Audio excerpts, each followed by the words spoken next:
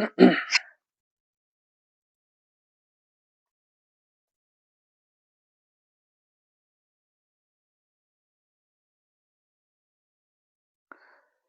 Good evening everyone. कैसे हैं आप सारे? उम्मीद है सारे अच्छे होंगे और अच्छा कर रहे होंगे। तो जैसा कि आप सभी ने देख ही लिया होगा, जो आज का हमारा टॉपिक था, जो प्रीवियस ईयर क्वेश्चन पेपर्स को लेकर के जो एचपी पटवारी की जो नोटिफिकेशन हाल ही में रिलीज हुई है उससे रिलेटेड हमारी जो एग्जामिनेशन है उससे रिलेटेड हमें previous year question paper solve करना था। और उम्मीद है आप सारे कहीं ना कहीं अपने तरीके से तैयारी कर रहे होंगे और तैयारी करने का प्रयास भी ज़रूर कर रहे होंगे। तो मेरा मोटिव यही है कि आप तक एक सही चीज़ पहुँचे, और जो मतलब ग्रैस्प नहीं कर पा रहा है उसको पूरी तरह मेरा मोटिव गाइड करने का है। और इसके अलावा जो भी उसे किसी भी रिगार्डिंगली हेल्प चाहिए या कुछ भी क्वेरी रहेगी तो प्लीज़ वो मुझसे कांटेक्ट कर सकता है। और जो आज का हमारा जो टॉपिक रहने वाला है वो प्रीवियस ईयर क्वेश्चन पेपर रहने वाला है पटवारी का। 2012 का ये क्वेश्चन पेपर है और इसके 30 के अराउंड क्वेश्चन है विद एक्सप्लेनेशन हम देखेंगे। और आपके पेपर में कैसे क्या पैटर्न रहने वाला है एग्जामिनेशन में, और पेपर एग्जामिनर की क्या रिक्वायरमेंट रहती है आपसे क्वेश्चन पूछने की, हम उसी पर फोकस करेंगे। और जो पेपर में आने की रिक्वायरमेंट रहेगी उस पर ही बात करेंगे। So let's start. सो देखिए, ये फर्स्ट क्वेश्चन देखिए, निम्न में से कौन सी नदी हिमाचल प्रदेश में प्रवाहित नहीं होती है? देखिए, जो रिवर्स का टॉपिक था एंड जो कंसेप्ट था ये मैंने पिछले कल ही जो वीडियो थी उसमें ये पढ़ाया था। और इसमें ये मैंने डिस्कस किया था। तो देखिए, जो रिवर्स है, रिवर्स का जो टॉपिक है, रिवर्स का जो टॉपिक है it is very very important. और आपके एग्जामिनेशन में इससे क्वेश्चन आएगा ही आएगा। ठीक है, so we will discuss about the question. देखिए, क्वेश्चन में कह रहा है निम्न में से कौन सी नदी हिमाचल प्रदेश में प्रवाहित नहीं होती है? पहला है रावी, दूसरा है Chenab, third one is Yamuna and fourth one is Sutlej. तो देखिए, ऑप्शंस के हिसाब से तो ये सारी की सारी जो है हिमाचल में ही फ्लो करती है। तो ये उस समय जो क्वेश्चन रहा होगा तो उसमें कहीं ना कहीं ग्लिच रहा होगा।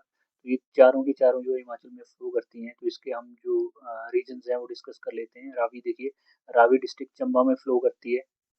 चिनाब जो है लाहौल एंड स्पीति में और डिस्ट्रिक्ट चंबा में फ्लो करती है। यमुना जो है देखिए, मात्र यमुना सबसे कम डिस्टेंस फ्लो करती है, जो करती है हमारा डिस्ट्रिक्ट सिरमौर में। और सतलुज, सतलुज सबसे लॉन्गेस्ट रिवर है हिमाचल प्रदेश की, और ये फ्लो करती है, आपको पता ही है, किन्नौर में, किन्नौर, शिमला, कुल्लू, सोलन, बिलासपुर एंड देन पंजाब में ये चली जाती है। ठीक है, इसके ऊपर जो है सबसे इसके ऊपर हिमाचल में डैम भी बना है जिसे भाखड़ा डैम कहा जाता है, भाखड़ा बांध जिसे कहा जाता है। और इसी के नीचे थोड़ी डिस्टेंस के बाद नंगल डैम भी है। आप सभी ने देखा होगा, आप कभी चंडीगढ़ जाते हैं तो ये नंगल डैम जो है आपको देखने को मिलता है। तो ये पंजाब के अंदर है और ये इसको हेड करता है बीबीएमबी। ये मैंने कल भी बताया था आपको, Bhakra Beas management board.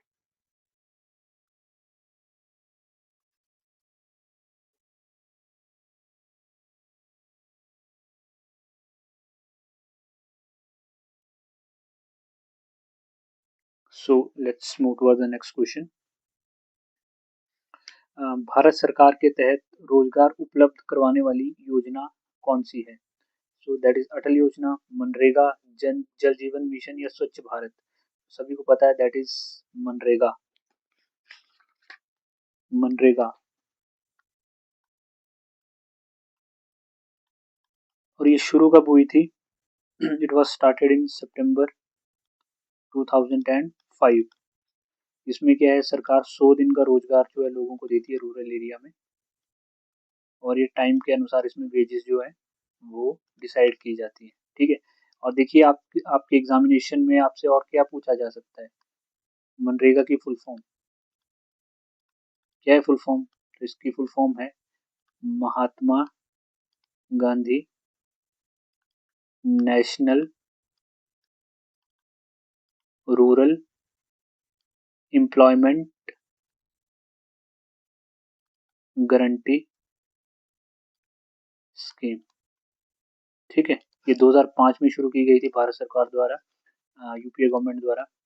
Prime minister थे डॉक्टर मनमोहन सिंह, ठीक है। आज भी चल रही है, आपने देखा ही होगा आपके आसपास गांव में एंड जो आसपास का रीजन है वहां पर ये सब जो है देखने को मिलती है। सो next question, third one is सूचना का अधिकार किस वर्ष लागू हुआ? 2005, 2003, 2002 या 2006? So the right answer is ये भी 2005। राइट टू इंफॉर्मेशन भी 2005 में ही देखने को मिली थी, ठीक है। So the next question, Bharat का सर्वोच्च न्यायालय कहाँ पर स्थित है? सुप्रीम कोर्ट ऑफ इंडिया,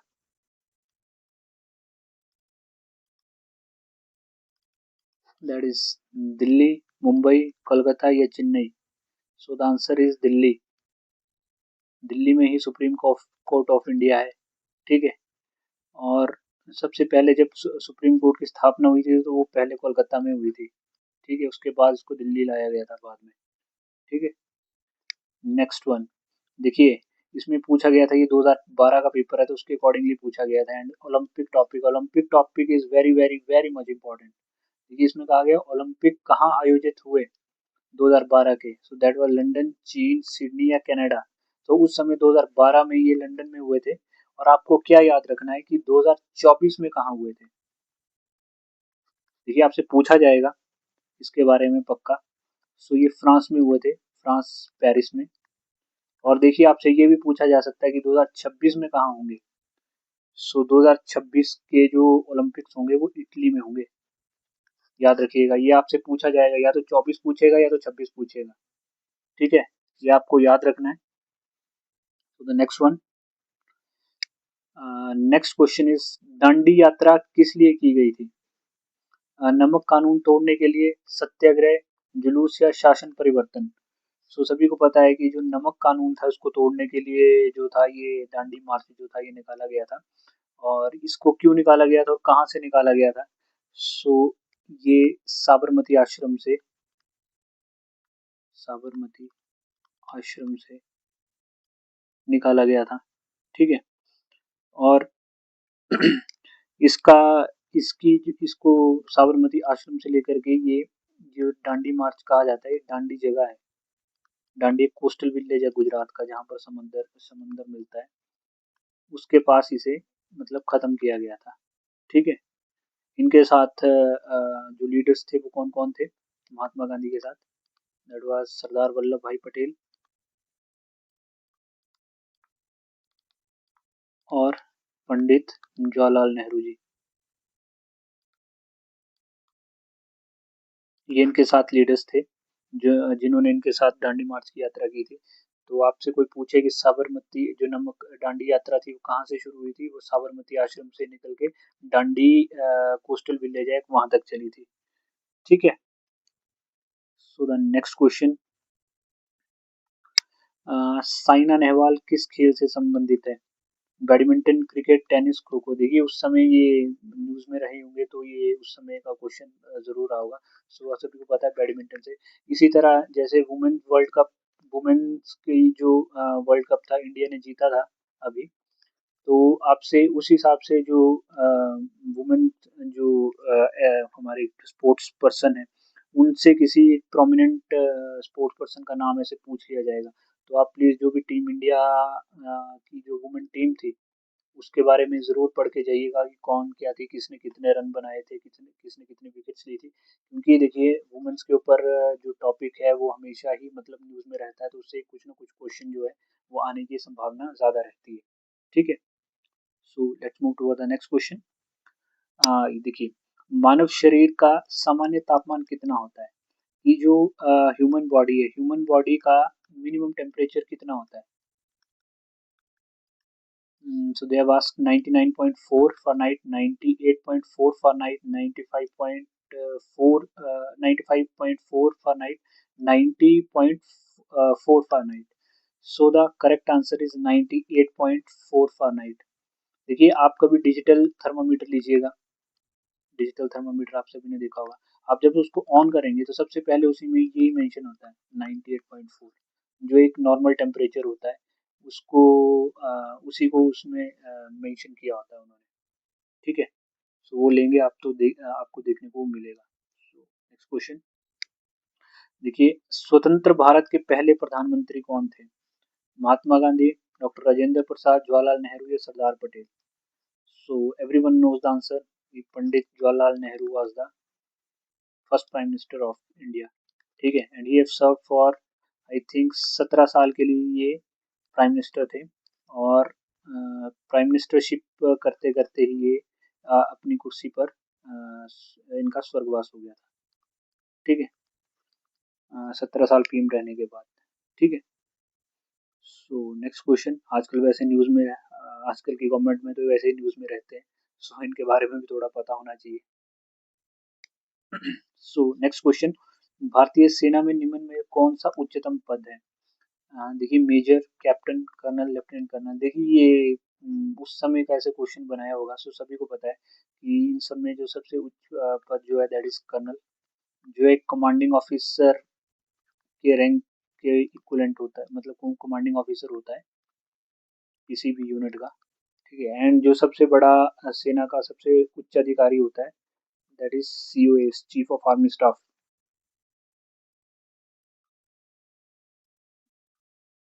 और अभी कौन है चीफ ऑफ आर्मी, कौन है?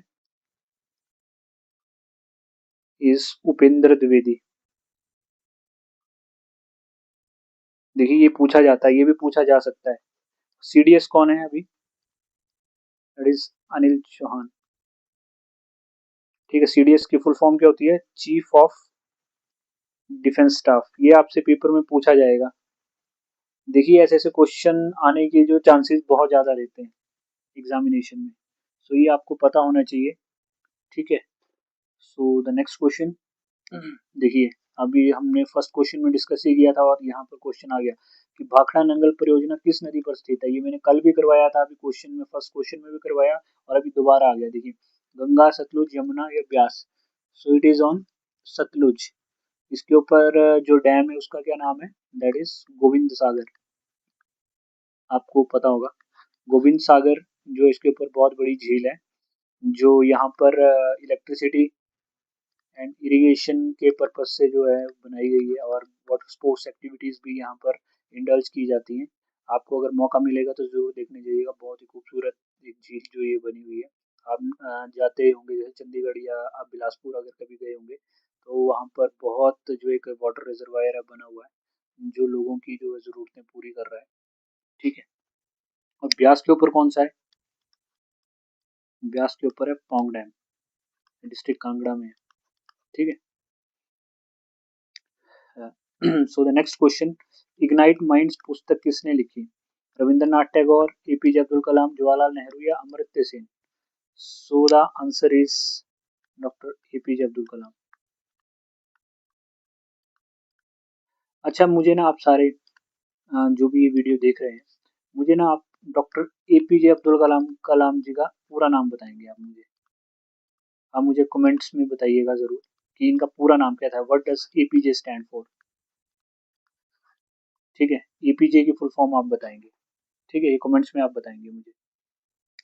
सो द नेक्स्ट क्वेश्चन, सूर्य की किरणें हमें कौन सा विटामिन प्रदान करती हैं? जो सूर्य है वो उसकी अगर हम धूप कंज्यूम करते हैं तो कौन सी विटामिन जो है उसकी पूर्ति करता है? That is vitamin A, vitamin B, vitamin C या vitamin D? So the option is vitamin D. क्या विटामिन डी आपको पूरे दिन मिलती रहती है? कोई बता सकता है विटामिन डी कब मिलती है ह्यूमन बॉडी को? बता सकता है कोई विटामिन डी कब मिलती है ह्यूमन बॉडी को? क्या जैसे मान लो अगर हम भरी गर्मी में घूम रहे हो और धूप जो है वो टेम्परेचर जो है 48 डिग्री है, और उसकी जो धूप है वो सीधी इंसान पर पड़ रही है, तो क्या वो विटामिन डी कंज्यूम होती रहेगी क्या? कोई बता सकता है? तो ये भी आपका क्वेश्चन है कि क्या विटामिन डी जो है हमें कब मिलती है, कौन सी धूप से मिलती है, ठीक है। ये आप कमेंट्स में बताएंगे। सो द नेक्स्ट क्वेश्चन देखिए, आधार योजना का मुख्य उद्देश्य क्या है? रोजगार देना, शिक्षा देना, प्रत्येक नागरिक को विशिष्ट पहचान संख्या देना या आवास प्रदान करना। सो द आंसर इज प्रत्येक नागरिक को विशिष्ट पहचान संख्या देना। आज के टाइम पे तो आप सभी को पता है कि एवरीथिंग इज रिलेटेड टू आधार। हर चीज को जो आधार से लिंक कर दिया गया है, आपकी छोटी से छोटी चीज जो आधार कार्ड से लिंक्ड है, ठीक है। तो ये कहीं ना कहीं मतलब एक बेसिक एक जो नंबर है, उसी नंबर को डाल करके आपकी जो बेसिक इंफॉर्मेशन है किसी भी चीज़ को लेकर, अगर आप बैंक में जाएंगे तो बैंक में आपके आधार कार्ड से आपके बारे में सब कुछ पता लग सकता है। आप गाड़ी लेने जा रहे हैं, आप अपनी गाड़ी की सर्विस करवाने जा रहे हैं और आपने बिल्कुल एक आपने वहाँ पर सिर्फ आधार नंबर ही शो किया है, तो आपके आधार नंबर से ही जो आपका व्हीकल डिटेल है उससे पता लग जाएगा। सो इससे क्या है कि जो एक डिजिटल कनेक्टिविटी है वो देखने को मिलती है। हालांकि ये जो गवर्नमेंट है, प्रेजेंट गवर्नमेंट, ये जब अपोजिशन में थी तो इसने विरोध किया था, और जब ये सत्ता में आई तो इसने सब कुछ आधार से लिंक कर दिया, ठीक है। सो नेक्स्ट क्वेश्चन, कितने राज्य और केंद्र शासित प्रदेश हिमाचल प्रदेश के साथ सीमा साझा करते हैं? देखिए बहुत इंपॉर्टेंट क्वेश्चन है, और इस दोबारा जो है इसको पूछने की जो है संभावना है। सो 4, 5, 6 या 7। तो देखिए जब इस तरह का क्वेश्चन आए तो आप ना थोड़ा सा मैप बना लिया कीजिए ऐसे करके। ये थोड़ा सा मैप है, ज़्यादा मेरी ड्राइंग अच्छी नहीं है तो सॉरी फॉर द। तो ये देखिए हिमाचल हमारा यहाँ पे है, प्यारा हिमाचल यहाँ जैसे है। तो जब आप ऐसा करेंगे तो आप छोटा सा मैप बना सकते हैं। तो इसमें यूटी एंड स्टेट्स दोनों के बारे में पूछा गया है, ठीक है। सो देखिए ये हिमाचल है, और हिमाचल के साथ ये जो ये राइट वाली साइड है यहाँ पर आपको लद्दाख देखने को मिलेगा, लेफ्ट वाली साइड आपको जे देखने को मिलेगा, ठीक है। द बोथ आर यूटीज, ठीक है। और फिर इसके साथ देखेंगे तो पंजाब देखने को मिलेगा, इसके साथ आप देखेंगे तो आपको हरियाणा देखने को मिलेगा, एंड यहाँ पे देखेंगे तो उत्तराखंड आपको देखने को मिलेगा, और यहाँ पर थोड़ा सा यूपी देखने को भी मिलता है, ठीक है। सो कितने हो गए, देखिए सारे पूछे इन्होंने, अलग अलग नहीं पूछा, कंबाइंड पूछा है। देखिए जे 1, 2, 3, 4, 5 एंड 6। तो आंसर इज 6। तो देखिए हिमाचल के साथ कौन कौन सी यूटीज एंड जो स्टेट है वो बाउंड्री शेयर करते हैं, that is Jammu and Kashmir, Ladakh, Punjab, Haryana, Uttar Pradesh and Uttarakhand. देखिए जो ये लद्दाख है, लद्दाख पहले जे का ही पार्ट था, लेकिन 2019 में जब गवर्नमेंट ने आर्टिकल 370 रिवॉक किया था, 35A को रिवॉक किया था, 370 तो नहीं, लेकिन 35A जब रिवॉक किया था गवर्नमेंट ने, तो इन दोनों को अलग अलग बना, मतलब अलग कर दिया था इससे, स्टेट से, जे एंड लद्दाख को अलग कर दिया था। लद्दाख को यूटी बना दिया था और जे को भी यूटी बना दिया था, और आज भी ये यूटी है, ठीक है। आज यहाँ पर दोनों जगह एलजी अपॉइंटेड होता है, तो यहाँ की जो गवर्नमेंट चलती है वो एलजी के द्वारा चलती है, ठीक है, लेफ्टिनेंट गवर्नर के द्वारा, ठीक है। सो नेक्स्ट क्वेश्चन, हिमाचल प्रदेश के राज्य पक्षी का नाम बताइए। मोर, जुजुराना, मैना, तोता। ये तो बहुत ही यार कॉमन सा क्वेश्चन है, देखिए पेपर भी काफी पुराना है तो उस हिसाब से पूछा गया है। सो द आंसर इज जुजुराना, ठीक है। इसको वेस्टर्न ट्रैगोपैन भी कहते हैं, वेस्टर्न ट्रैगोपैन, ठीक है। सो नेक्स्ट क्वेश्चन, विश्व पर्यावरण दिवस कब मनाया जाता है? World environment day. देखिए ये डेज भी बहुत इंपॉर्टेंट है, ये जब हम आगे और क्वेश्चंस करेंगे तो उसमें भी आपको देखने को ये क्वेश्चन मिलेगा ही मिलेगा। सो the answer is, sorry the option is 5 जून, 10 जून, 5 जुलाई, 15 जुलाई या 5 जुलाई। सो द आंसर इज 5 जून। देखिए ये तो पूछा जाएगा, लेकिन अब क्या है कि पेपर थोड़ा सा एडवांस हो रहा है तो ऐसे थीम भी पूछी जाती है कि 2025 में क्या थीम थी। So the theme was beat plastic pollution. ये पेपर में पूछा जाता है। देखिए मैं आपसे वही चीज़ डिस्कस कर रहा हूँ जो आपके पेपर के लिए रेलेवेंट है, और पेपर में आने के मतलब 100 से 95% जो चांसेस हैं, ठीक है। ये ऐसे नहीं कि मैं वीडियो बना रहा हूँ तो बस। देखिए ये आपके एग्जामिनेशन के लिए बहुत ही रेलेवेंट चीज़ें हैं, और आप जब पेपर देंगे तो ये आपको देखने को ज़रूर मिलेंगी। सो द नेक्स्ट क्वेश्चन, देखिए बहुत ही एक इम्पोर्टेंट और बहुत ही एक प्रोमिनेंट सा क्वेश्चन है। भारतीय संविधान किस वर्ष लागू हुआ? ये जो इंडियन कॉन्स्टिट्यूशन है वो लागू कब हुआ था? सो दैट वाज 1947, 1949, 1950 या 1952। सो द आंसर इज 1950। और आप मुझे कमेंट्स में ये बताएंगे कि जो इंडिया का कॉन्स्टिट्यूशन था उसको बनने में कितना टाइम लगा था? How much time it taken to बनाने के लिए कितना टाइम लगा था? ये आप मुझे कमेंट्स में बताएंगे। ठीक है। So the next question, Gitanjali पुस्तक के लेखक कौन है? Who wrote Gitanjali book? Who is the author of Geetanjali?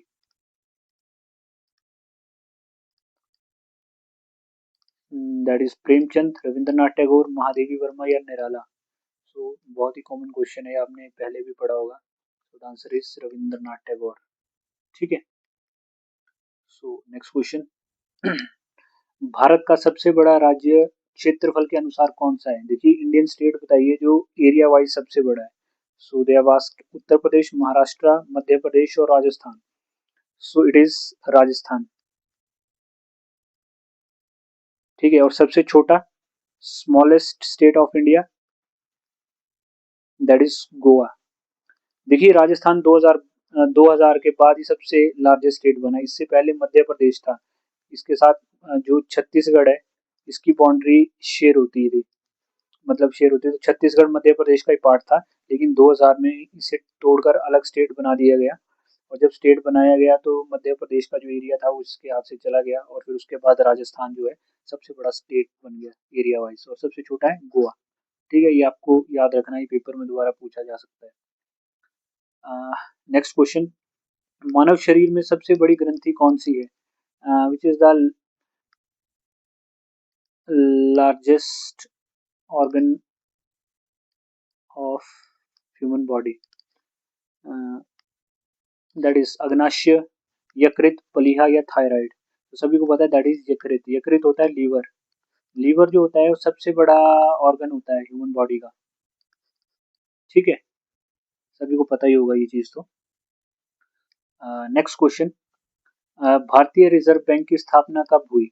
जो आरबीआई है आपने देखा होगा, इसकी स्थापना कब हुई? दैट इज 1930, 1935, 1940 या 1950? सो इसकी जो स्थापना हुई थी दैट वाज इन 1935, और इसकी स्थापना भी कोलकाता में हुई थी। ठीक है। इसका हेडक्वार्टर कहाँ है अभी? ये आप मुझे कमेंट्स में बताएंगे। Where is the headquarter of RBI? या फिर ऐसे बता सकते हैं कि आरबीआई बैंक अभी मौजूदा समय में कहाँ पर है? सो नेक्स्ट क्वेश्चन, नील दर्पण नाटक के लेखक कौन है? भारतेंदु हरिश्चंद्र, बंकिम चंद्र चट्टोपाध्याय, दीनबंधु मित्र या Shankar Jaishankar Prasad? So the answer is Dinabandhu Mitra. ठीक है। देखिए ऐसे ऐसे क्वेश्चन भी आते हैं, ये मॉडर्न हिस्ट्री का पार्ट है सारा का सारा। ये जितने भी लोग हैं ना, ये जितने भी लोग हैं सारे के सारे मॉडरेट लीडर्स हैं मॉडर्न हिस्ट्री में। भारत की आज़ादी में इनका बहुत बड़ा योगदान रहा है। ठीक है, इसलिए ये हमेशा पेपर में जो है न्यूज़ में रहते हैं। हाँ, नेक्स्ट क्वेश्चन ज्योग्राफी से रिलेटेड है, वेरी वेरी इंपॉर्टेंट। विश्व का सबसे बड़ा महासागर कौन सा है? Largest ocean of the world? That is Hind महासागर, अटलांटिक महासागर, प्रशांत महासागर या आर्कटिक महासागर? सो द आंसर इज प्रशांत महासागर। इसे पैसिफिक ओशन कहते हैं, आपको पता ही होगा। और इसमें ना एक इसके पास एक मतलब जो कंट्री इसके साथ मतलब अपनी बाउंड्री शेयर करती है, वहां पर ना हमेशा जो है वॉल्केनो इरप्शन होता रहता है। ठीक है, इस जगह को जो है रिंग्स ऑफ फायर भी कहते हैं। ठीक है। और जो प्रशांत महासागर है ना, इसमें ये सबसे बड़ा भी है और सबसे गहरा भी है। ठीक है। तो जब आप गहरा देखोगे ना तो इसको गहरा जो इसका सबसे एक पॉइंट है, डीपेस्ट पॉइंट जो है, deepest point of Pacific Ocean is Mariana Trench. ये भी पूछा जाता है पेपर में कि what is the which is the deepest place और deepest point of Pacific Ocean, that is Mariana Trench. या तो ऐसे पूछा जाएगा मरियाना ट्रेंच क्या है, ठीक है। ट्रेंच होता है ऐसे, मतलब जो सबसे गहरी जगह, ठीक है। ऐसे मतलब समंदर ऐसे होगा, लेकिन ये ऐसे ऐसे एरिया होगा, ठीक है। मतलब जो डीपेस्ट जो लैंड पॉइंट होगा, that is known as trench. Okay, so next question देखिए, रक्त का लाल रंग किसके कारण होता है, कि जो ह्यूमन ब्लड है वो किसके कारण रेड होता है, that is platelets, haemoglobin, plasma या श्वेत कण। सो the answer is haemoglobin. Haemoglobin के कारण जो है ब्लड रेड होता है, ठीक है। नेक्स्ट क्वेश्चन अंतर्राष्ट्रीय महिला दिवस कब मनाया जाता है, 5 मार्च, 8 मार्च, 10 मार्च या 12 मार्च। सो द आंसर इज 8 मार्च, ठीक है। 8 मार्च को जो है इंटरनेशनल वुमेन डे आपको देखने को मिलेगा।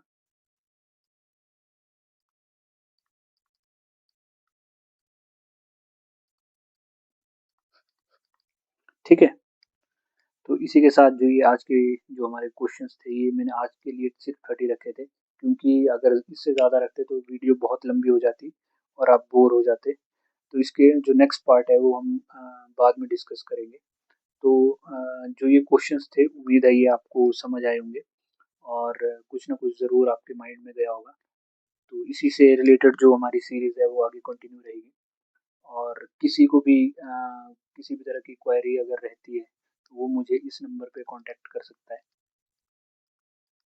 ताकि हम फर्दर डिटेल्स जो हैं वो बात कर सकें। एंड जो इसका प्राइस रहेगा, जो भी पटवारी का कोर्स जो हम ऑनलाइन शुरू करने वाले हैं, that will be of 500 rupees. मात्र 500 रुपये में आपके लिए जो ये कोर्स तैयार किया जा रहा है, और मतलब आपको ये कोर्स प्रोवाइड किया जाएगा। इसके अलावा आपको इसके अलावा एक्स्ट्रा आपको पे करने की ज़रूरत नहीं है। ये आपके लिए एंटायर फुल कोर्स जो है 500 का रहेगा। और सिलेबस जो भी है ये कंप्लीट करवाया जाएगा इसी में। और जब तक पेपर होगा तब तक आप जो है इसके साथ रह सकते हैं, जुड़ सकते हैं। और इसके अलावा आपको एक्स्ट्रा जो पे करने की बिल्कुल भी ज़रूरत नहीं है। और अगर आपको इसके रिगार्डिंगली कोई भी क्वेरी होगी, या इसके अलावा भी अगर और कोई क्वेरी होगी किसी भी एग्ज़ाम को रिलेटेड, तो आप मुझसे जो है कॉन्टैक्ट कर सकते हैं या आप पूछ सकते हैं any time. I am always there for you 24/7। अगर आपको कोई भी मतलब हेल्प चाहिए, रिक्वायरमेंट चाहिए, तब भी आप मुझे बता सकते हैं, ताकि जो भी पॉसिबिलिटी है हेल्प की वो आपको आपकी की जा सके।